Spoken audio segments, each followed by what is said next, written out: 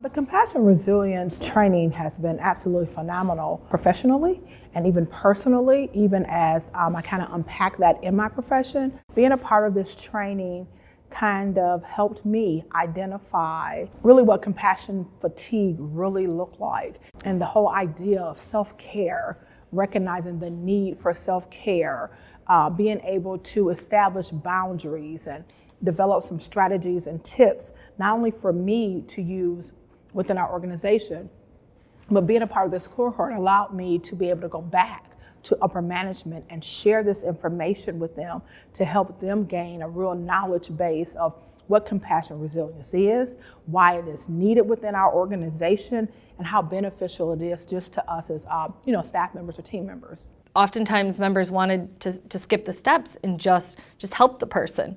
And so I think going through the steps and having people take the time to think about what is the reason for this step and what's another way to think about it was actually more useful.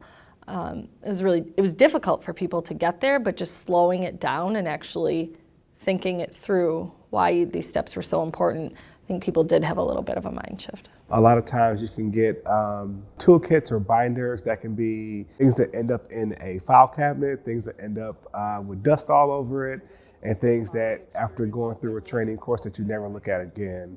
I find this toolkit to be none of those things. It's very useful, very practical, and very easy to follow, which makes me want to reference it again and again. What drives your compassion fatigue? I kind of put my expectations out there, like, here we go, another mandatory work training.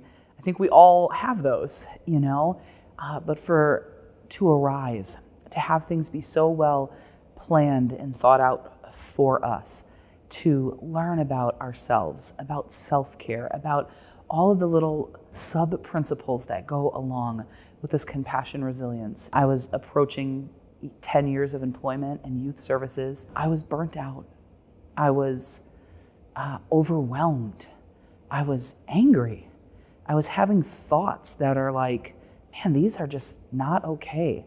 Some of my responses to the people we served were not okay, but I couldn't identify what that was. And so being part of that first cohort, even just the first initial meeting, was like light bulbs going off. It was like fireworks of this is exactly where I'm at. Being able to understand boundaries, when to be able to kind of assess where I am, what my organization really needs from me, and then being able to say, you know what, I can't go outside of this boundary today or at this time, and then to learn to be okay with that. And then having shared this information with our management team, them understanding, you know what, we're okay with that. It's been important for me. For me, it was eye-opening. I think I always thought I had like firm boundaries, and then I realized that I didn't, and what happened because I didn't have firm boundaries. Like I felt like I gave too much of myself, and then you become exhausted, and the very thing that you love, you stop doing, when in reality, if you had just set some firmer boundaries, it would have worked out a whole lot better for you and those that you were trying to help. I would say as a facilitator, people would say things, and you just did now, but like, oh, I never noticed that. Oh, I never thought about it that way. I thought I had good boundaries, but like, oh, when I actually take the time to think about what that means, maybe they're not so great. Over the course of learning how to help and care for others, I'm learning how to help and care for myself. So that's been something that's been very, very helpful.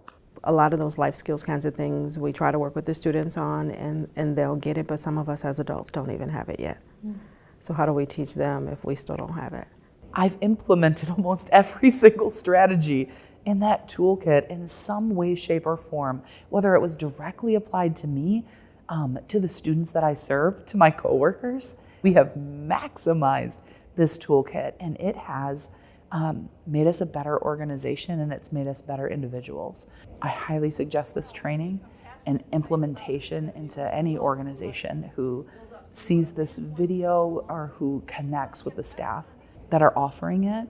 But I also just challenge you, do the work. Do the work, because it really does work. It changed my life. It kept me in the field. And that is where I am most effective and fulfilled.